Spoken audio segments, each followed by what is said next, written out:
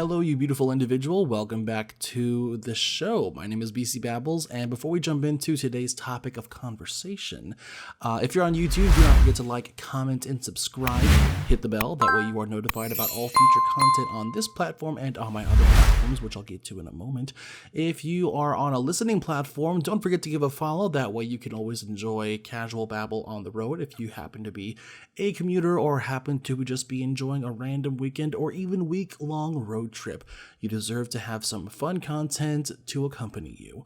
And if you want to contact or get connected outside of the listening or watching platforms, you can find me on the socials. I am on Facebook, Twitter, Instagram, and most actively on TikTok. All of my handles on those platforms are BC Babbles, just like my name. And if you want to get to know a bit more about me or about the podcast or read a couple of fun blogs, you can check out my website, casualbabble.com. It's looking good these days. I got some good content on there and I'm having some fun. And I'm trying to tap into my inner whistle down, if you watched Bridgerton anyway. So, today's topic of conversation is not going to be quite as cheery and upbeat as I usually try to make things here for the show, but it's important because if you've been with me since the beginning, or at least for a little while now, you are aware that I do like to try to cover life, culture, and work, because I think it's really important to nurture and provide a space to converse and discuss the challenges that young professionals experience, especially as they transition from the classroom into the professional setting. So today's topic is going to be something that those of us who've been in the workforce for at least a few years have likely experienced decently, especially if we've been trying to move around a bit and find something that fits us better than maybe our first job did. And if you're brand new to the workforce, or if you're still in school and not really working yet and you're preparing to transition, this will be something that I hope you don't have to deal with too much, but just in case you do, hopefully you can refer to this conversation and find some ideas and some comfort in the fact that people do experience it, and it's not fun, but maybe how we can learn to react to the experience. And what is that experience that I'm talking about? Well, the experience I'm talking about is receiving the constant no, the constant rejection from prospective jobs that you applied to, maybe even got the chance to interview with somebody for, and maybe you felt really, really good about it, and maybe it seemed like a shoo-in for you, and you may have had a fantastic conversation with the hiring manager or somebody from the company that you were looking at, and it just made you feel so much like, oh, I've got this in the bag. But then you end up hearing back however many days afterwards, and turns out it just wasn't, for them, the right fit with you. And so today's going to be about, just kind of figuring out how to handle that, especially from, speaking from very personal and very recent experience. I've been on massive job hunts pretty consecutively for the past, it'll be 5 whole years, I'd say, this coming May, because I graduated from college. So if you don't know, I went to Appalachian State University, which is a great, beautiful campus, great college in Boone, North Carolina, the upper, very close to the border with Tennessee. It's in the northwestern part of North Carolina. Beautiful school, beautiful campus, beautiful area. And I went to App State for 5 years, had to do one little victory lap, but from there, I got my bachelor's degree in electronic media and broadcasting. So I did a lot of radio production and recording work there. There was a radio station there, and I was on it for 2 years, which some of the best 2 years of my life, man. And additionally, learned a lot about social media content management, and did work like short films, and even some time learning how to direct and operate within a newsroom, which was fantastic. And so today, and so since then, sorry, I'm jumping around a bit in my head, so trying to find a cohesiveness here. But from there, I was lucky to snag a job with one of the biggest media companies in the world, trying to discuss whether or not I should name it. I'll name it during the recording, and I'll decide, depending on what I say afterward, whether or not to keep the name in the conversation for post-production. But I was lucky to land a part-time job with iHeartMedia in Charlotte, and I got the job in August of 2016, and I had graduated in May of that same year. So a few months after I got out of college, I got a job with iHeartMedia. So the job I had then ultimately was a job that I realized I was overqualified for, just because it requires very little broadcast experience. There were people in there who were very seasoned broadcasters, but the job itself, where you're talking just about traffic and not like continuity traffic, but like roadway traffic, not a whole lot that you have to do. But because of the atmosphere in that job, I knew only a couple months in that I was like, I do not want to stay in this job. It's for different reasons, because I'm going to try to avoid naming any particular people. Was not the good long-term fit that I thought it might be. So basically, right out of college, got a job, but realized not a good place to be, at least for me. So that was pretty much the beginning of my now 5-year mass job hunt, basically. So I ended up being with the company in that same job, eventually went full-time for a year, for 3 whole years. So in 2019, by about July of that year, I had put in 73 applications into the company, and these were for jobs geographically that spanned from Anchorage, Alaska to the Cayman Islands, and I was just not considered apparently capable for any of those jobs, aside from the one job posting in which I went full-time in the department that I was already in. Lots of fun, right? But realizing also that there was a 6-month non-compete agreement that I had to sign as a part-timer, I realized that while I thought that I would have to make sure that if I go for another broadcasting gig, it would have to be something likely not on air, which is my core passion, which is, why I'm doing the show, because I love discussing and talking with people, and that's just where I get my fix, kind of, it's what I really enjoy. But apparently the company is able to expand what I think is a specifically worded non-compete agreement to the entirety of the broadcast industry. I couldn't even go for like an assistant producer position for a television station, because apparently this non-compete from the company I was working for was so powerful, so infinite, that pretty much everyone turned away. So not fun, but I realized I would basically have to step outside of the broadcast industry to get a job, and then at the same time get past this non-compete from a job that didn't teach me anything. So I ended up finding a nonprofit company north of where I live in Statesville. The job was in Charlotte. I live in Mooresville, so this job was a bit closer. But I found a job for a nonprofit. They were looking for a digital media manager. Met with them, and I got hired real quickly. So I decided to apply to this job like beginning of July, and my first day of working with this new company was the 1st of August.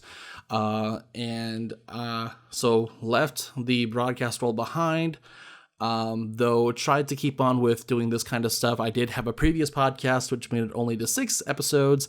Obviously, I kind of got a better handle on things with this show since it's going so much further. And I worked with them for a while. I realized though the job that I had at the time, because it was a further departure from what I loved. I was still doing kind of social media management and getting to do content production. I didn't realize that I was going to have a hard time as an individual and personal issues with going even further from the line of work that helped me really find a direction while I was in college. Because in college, as with a lot of students, I was pretty wayward, right? I went in there thinking I liked something, but then found other interests that I got to explore because it's college and you get to explore a lot of things. And that's why I had to do a victory lap, why I was there for 5 years, because I was very between what I wanted to do, I think, in my junior year. But radio was an idea that was brought up to me at the beginning of my first senior year. And when I tried it for the first time, I fell absolutely in love. And that's why I was so happy initially to get a job with iHeartMedia in Charlotte. But, of course, what happened with iHeartMedia happened. I left, had this new job, but because it was so much further from what I had hoped to be doing, I developed just kind of a lot of mental and emotional kind of, blockages. You could probably call them obstructions, or just kind of issues handling kind of the longing for what I was doing. I was really desperate to be back in that world, and I needed some personal time. So I ultimately ended up leaving the nonprofit in Statesville, returning home. I mean, I was still living out of home, so with my family, and took some time to kind of reevaluate what I wanted. And this was, I think, April of 2020. Of course, pandemic was kicking in full gear at that point. And, everything was shutting down. And I just took the time to kind of play with my creativity, jump into the first, did some more stuff with the first season of this show, and tried learning some new stuff like e-commerce. But there was a time that came where I had to get a new job, right? And I, tried working food services again. I had done it for like 4 years in college, but that was not for me. And then I worked with retail for Pure One for a couple weeks, and I was like, you know what? I might at this point be desperate enough to go back and re-sign my deal with the devil, as it were. And if you happen to watch the episode where I announced that I had gotten my previous job, then you know what happens. But just in case you didn't watch that episode, which I do suggest you do after you're done with this one. I get into more details about that story. But, I got another job, this one in hospitality, even, not even anywhere close to what I like to do, but it was a job with an income. So, and the whole time, all these things going on, I was constantly searching for new jobs, especially when I was out of iHeart and getting close to the end of my non-compete, when I would be free to work for any damn buddy. I was applying to so many jobs.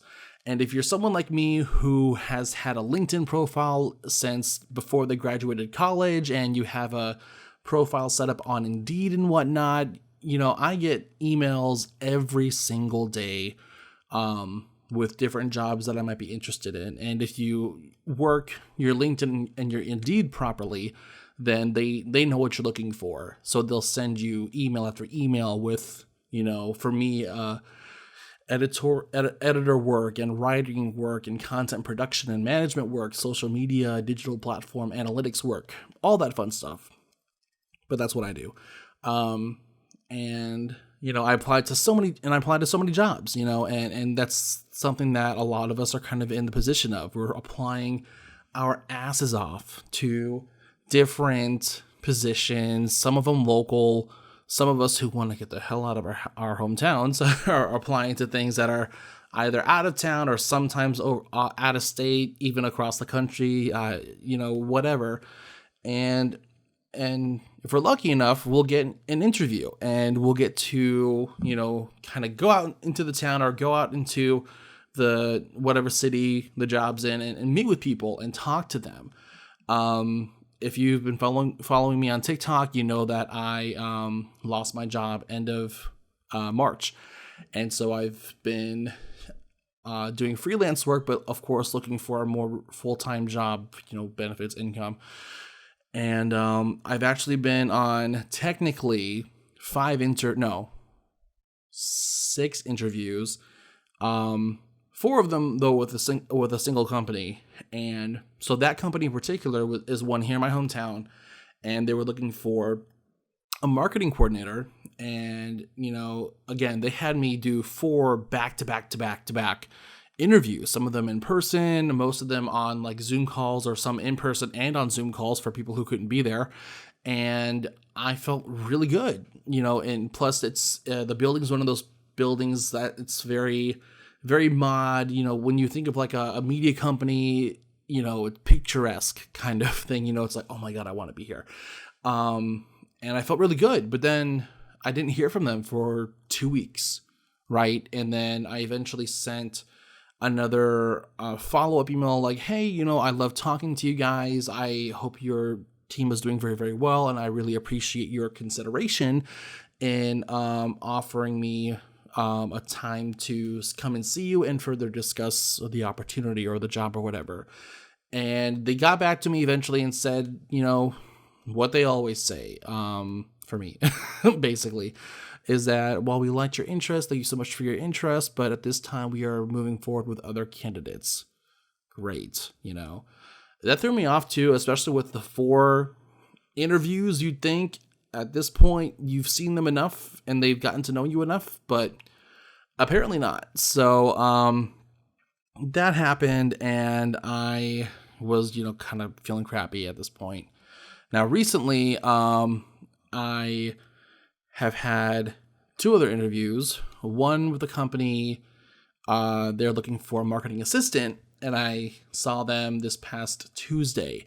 They had talked to me on Indeed, and they asked me a few questions, and I sent them a whole bunch of content that I had made in the past, and why I was interested in working for them and whatnot and such which. And, I'm always honest, I'm always about like, I do my own stuff. I do host my own podcast. I do produce my own content, but I think to really grow, you need to apply yourself to other companies, other missions, because in doing that, you might learn new tricks of the trade that allow you to not only perform better and more versatile for that company, but also for yourself. And I wanted to learn. I'm always looking to learn. But I unfortunately heard from them on Thursday, and I didn't get the job, unfortunately. They found somebody else. And yeah, and and even with the company before that, where I had the 4 interviews, they asked me if I was interested in sales. I did learn at least media sales for the sake of my degree. While I think I could perform well in a sales role, I realize, it's not the creative outlet that really resonates with me. And that's what I told them verbatim. Which I think is another note to keep in mind. It's if you are able, it's, I think, important to consider whether or not you actually resonate with the job. And if it's something you don't resonate with, say no to it, turn away from it, because you don't want to, one, set up yourself to not to miss out on something that could have otherwise really done well for you. And 2, you wouldn't want to waste the company's time. So, but yeah, so keep that in mind. If you're in a position where you can turn away from something that isn't you and it's not going to be you, then I'd say do it. Just for the sake of, your own mental health and emotional health, which you've got to always keep number 1. And then I had, again, a 6th interview with a company that's actually like 3.5 hours away because it's over in Raleigh. But I'm having a 2nd interview with someone who works there on Tuesday, which I'm excited for. And I'm really keeping my fingers crossed for it, because I've had enough no's, and you'll get to a point like that. If you're seeing that a lot, if you're getting a lot of no's, you'll come to a point where you're just like, I'm done with the no's, man. It makes you not want to apply for jobs, but the world we live in, you really can't do much without one, right? And it took me 5 years to get to this point where I'm just like, God, it's so many no's, and what do I do? And that's one of the hardest parts, not just getting the no, Because to be honest, it's really not even the no's that I'm upset about. What I find is the real trial for me, and what really drives me crazy about getting no's is that for me, as much as I'd like to be upset and I'd like to respond to being like, but I could do this and this and that, and I could be so good for you, that wouldn't look good. But what I do instead is that for at least 2 minutes is long enough to swallow my pride. And I always respond, especially if it's an email that came from somebody personally. And I say, thank you again for the opportunity. I appreciate your consideration of me. I love getting a chance to talk with you and your team, yada, yada, sweeten them up a bit. But I always, if I'm able to, ask for feedback. Because, you go in there and you may have a fantastic conversation. You may have a really good time. Like the company that I recently drove to this past week, 45-minute drive. Typically, I've never had a job where I drove that long, but I didn't care. I got to go down to South Carolina, listen to good music on the way, had an hours-long, really good conversation with them, drove back. And still, despite the fact that me getting told that I wasn't good enough for the job, I still you want to know why. Aside from trying to convince them to reconsider, the best thing for you to do is ask them, okay, but why? In a professional manner. So I always thank them, again, butter them up, sweeten them up, and then I ask for the feedback. I ask them, is there a particular way that I held myself? Was my countenance weird during the interview? Or was there something particular regarding my experience that somebody else just had more of, or that you feel that I'm lacking, Because ultimately, the real issue is you just want to know why. It's because, again, for me, it's not just the no's. The no's actually I'm used to the no's at this point, but it's the wanting to know why. That's the important part for me, because how am I supposed to better myself and in future instances present myself as a far more ideal candidate for whatever job I'm there speaking to the team about if I can't fix or alter what I'm currently working with? What can I take an online class about? What can I get a certificate for on LinkedIn or Indeed? And that way I can present that I've learned that. Or is there a way that I'm not holding myself? Am I holding myself in a way that seems not inviting or even hostile? Or do I seem disenchanted, disinterested? Sometimes I can have resting bitch face, but I know that when I'm in an interview, I change that. I'm interested in the job, so I make sure they can read that on my face. And the unfortunate part about wanting to know that is that not many hiring managers have the nerve to tell you for whatever reason. And that's where I think at this point, I'm going to start talking to the hiring managers, because honestly, my thing is this. If you're looking to fill a position and you choose to extend to somebody the opportunity to put their time aside to come see your team and talk with you for an hour plus however long it takes them to travel to go see you and then go home, and you still don't think they're good enough after having a really good conversation with them, the very least you could do, if they have the professionality and the maturity to thank you for the chance after you've rejected them and maturely ask you for feedback, the very least you can do as a hiring manager is give them the feedback. I'm sure it took you not even 2 minutes to write the rejection email, because I know you guys have that stuff copied from somewhere. Probably have it on a sticky note somewhere on your desktop. So when you have to do it for the 15th time that week, you just copy, paste it, send on the email. So you can take 2 other minutes to write 2 to 3 good sentences with your thoughts and provide that prospective employee with the information they need to actually better themselves. And so in the future, when they're in another interview, because they'll probably get another one, they'll have been able to address the concerns you had so that they can probably get that next job. It's not just on the side of those of us who are trying to find our footing. If you want us to be better, and we have the maturity to ask you how that can be done, it's your job to let us know. And for me, having been rejected as many times as I have, and inquired about that feedback over and over and over and over again, and probably only ever in the past 5 years, I think I've only honestly gotten responses from that feedback inquiry probably about 5 or 6 times, which I think to me is kind of terrifying.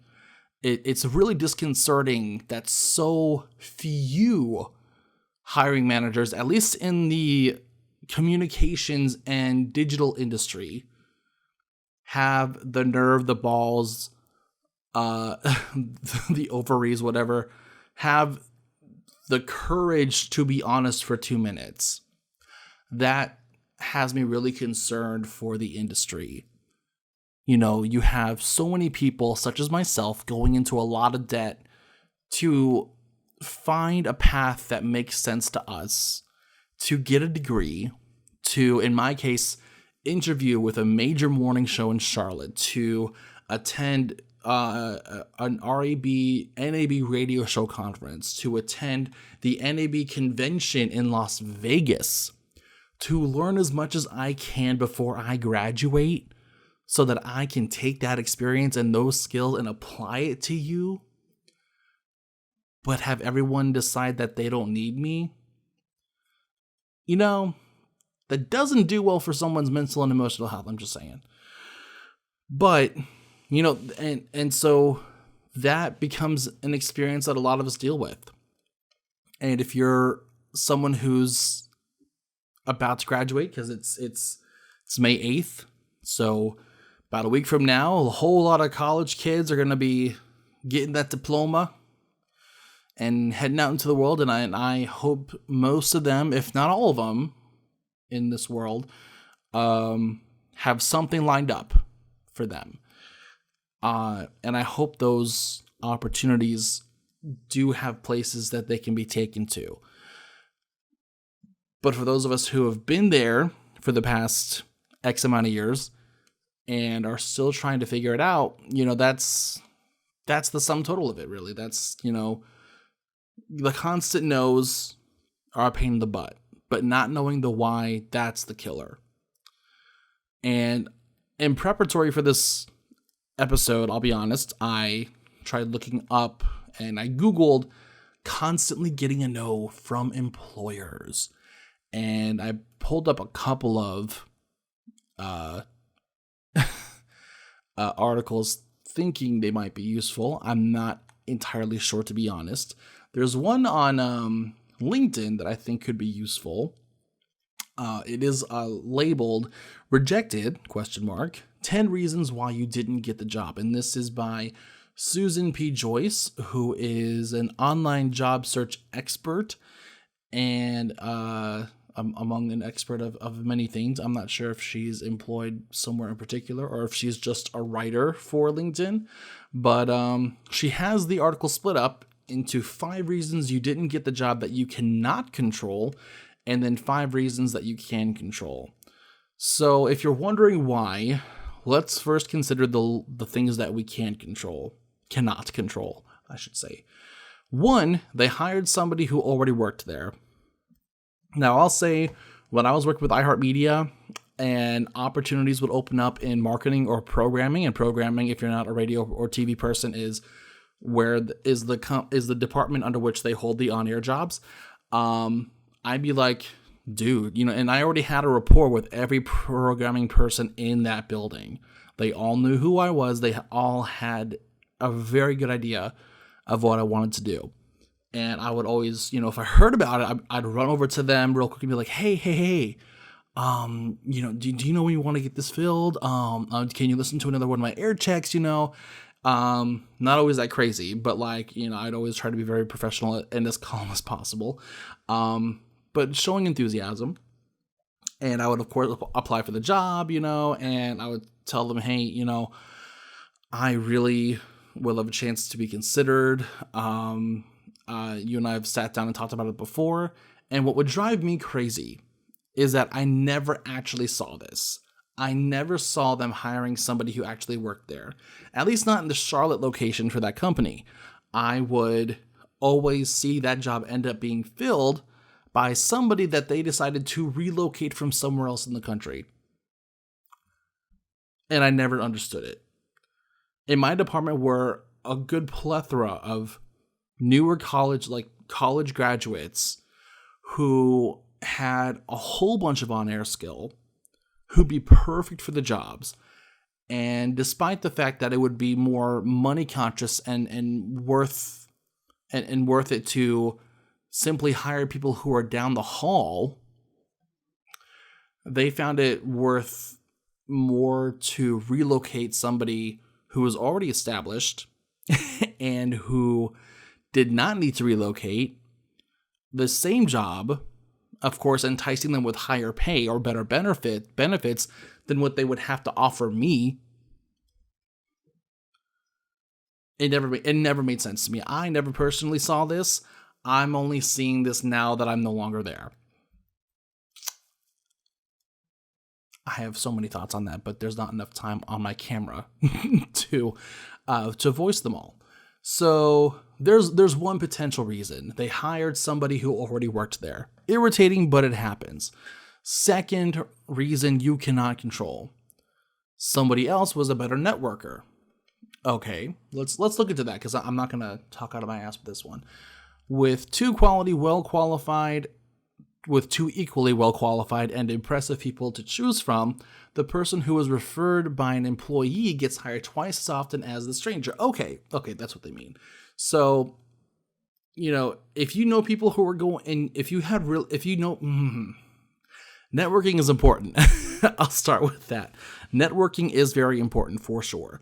And I do think that if you are applying for a company and you happen to realize somebody who works there, connect with that person. I just applied to a job with Spectrum in Cary, North Carolina, which is in the Raleigh area. And I thankfully know someone that I was really, really good friends with while we were both in college and we graduated together.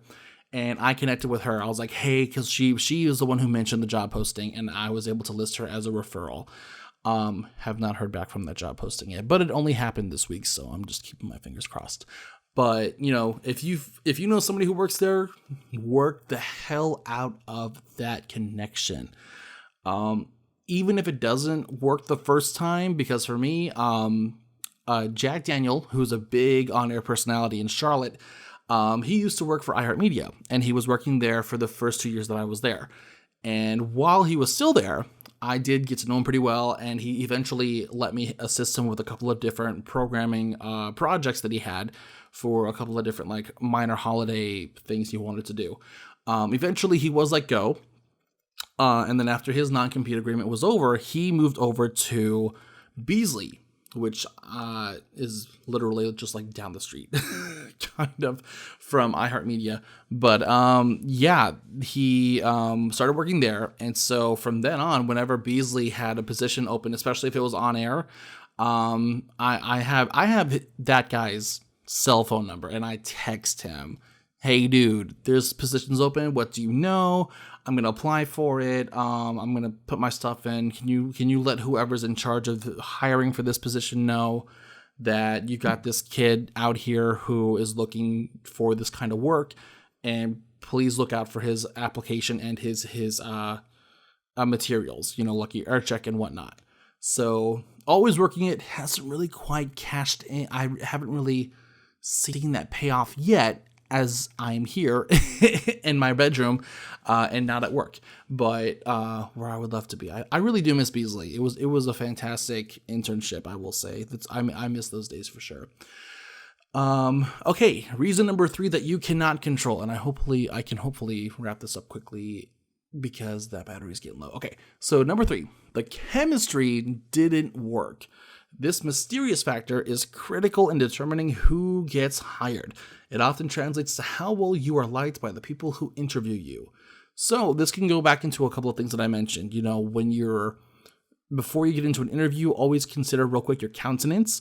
You know, how you are holding yourself in the middle of the interview. For me, I always try to find times to, you know, have a laugh or tell a joke or, you know, try to say things in a comedic fashion just to help not only me relax, because if I'm super tensed up, it's going to read on my face and like everywhere, but also help my interviewers relax, because if we're all relaxed, we can just have a conversation, and that's the most important thing, is having a conversation.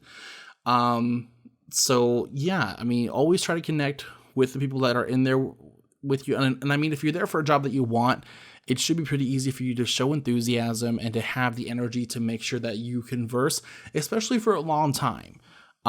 Because if your conversations are really short, like sometimes 5 or 10 minutes, probably was not the best interview. But if you can like keep something going for like an hour, probably a good interview. So keep that in mind for sure. Number 4 that you cannot control is they canceled or revised the job. Now, this unfortunately isn't going to be something that is typically in the hands of the individual you spoke with, unless you're like going for a chief officer position, and then it's definitely their decision. But sometimes things that are open when you have a chance to go and speak to somebody during an interview the heads of the company or that chapter or that location decide that they're no longer a need, and then they'll just take that workload and split it up among several different people who are already there doing similar jobs. You know, it's just something that happens a little too often, and it's really irritating, but it happens. And as far as the revision of the job, well, fortunately, that would mean that they have added responsibilities that you didn't get to consider before going in there, which isn't your fault, and it is a little unfair there. But if after discussing the initial version of the job with you, they realize, well, this kid really doesn't have that, that's not going to change, unfortunately, between then and now, you know, and that's something you can avoid. Again, it's kind of not fair because you went in for one version of the job and they changed it, but they changed it because they're looking for something. And again, this is something that you cannot control. So you can't feel bad about it, but you can feel irritated about it for sure. And number 5, the reasons that you cannot control are organizational issues that ended the opportunity. Sometimes it may not be a decision as to whether or not a job needs to be changed or no longer needed. Sometimes it's due to the money. The company that I worked for in Charlotte, they were in bankruptcy, I think before I even got there. And I'm kind of happy I did leave. Actually, I didn't really have to leave. But after I left in 2019, it was early 2020 where iHeartMedia did the whole, if you didn't hear about it, if you're not in radio, 30% layoff of the entire company, because they had gotten themselves so far in debt at the top. Idiots at the top had gotten the company so far in debt that by reducing their workforce by 30%, they were able to exponentially lower their current debt. So it worked, but, you know, screw that reason. So those are the reasons you can't control typically. You know, and I totally agree with them. And I also agree that while revisions to the job, again, you cannot control that. You are welcome to be very, very irritated. And if you want to express that irritation to me or share your story, I will likely totally understand. And yeah, if you can resonate with this, definitely comment in the section below if you're on YouTube. Or, you know, I might talk about this a little bit on TikTok because I do like to market the show on there more typically. But yeah, let me know. I mean, and I would love to share thoughts from you guys who listen and who watch, because I do like any chance I can get to connect with you guys for sure. So real quick, the 5 reasons you can control.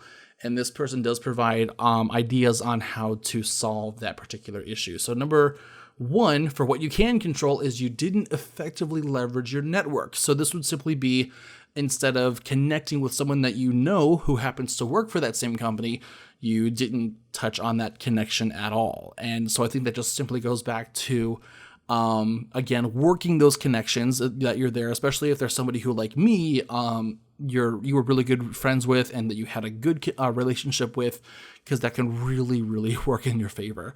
Their solution also says choose your target employers and focus your networking activities on them. Follow them on LinkedIn, look for contacts in your neighborhood and network, including Twitter and Facebook, and understand that simply having social media profiles does not mean you are using them. Very true.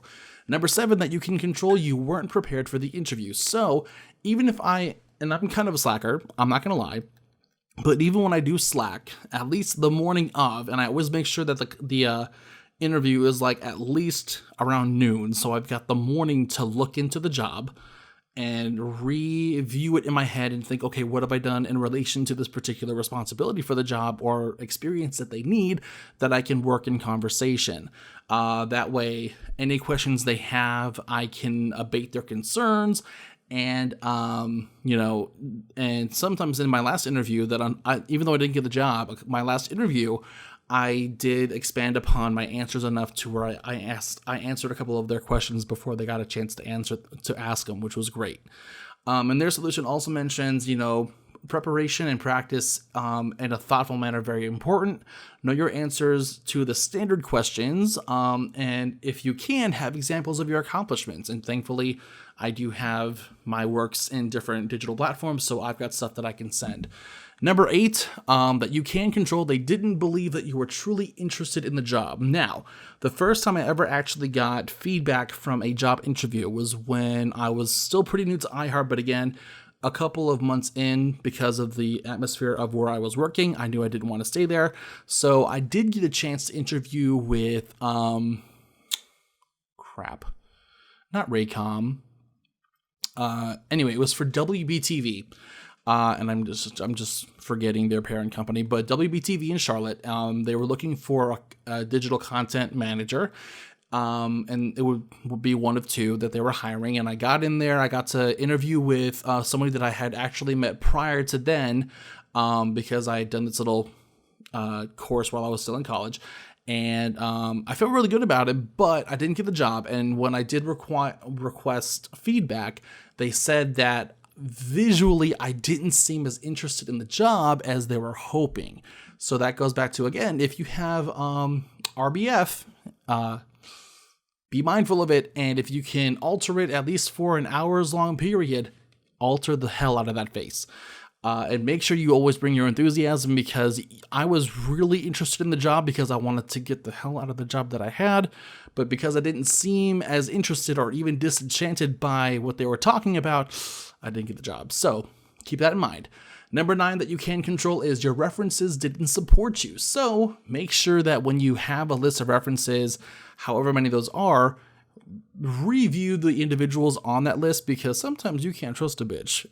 And, you always want them to be honest, and you always, of course, want to have been the kind of individual who put in the kind of work that would prompt your references to definitely talk well of you.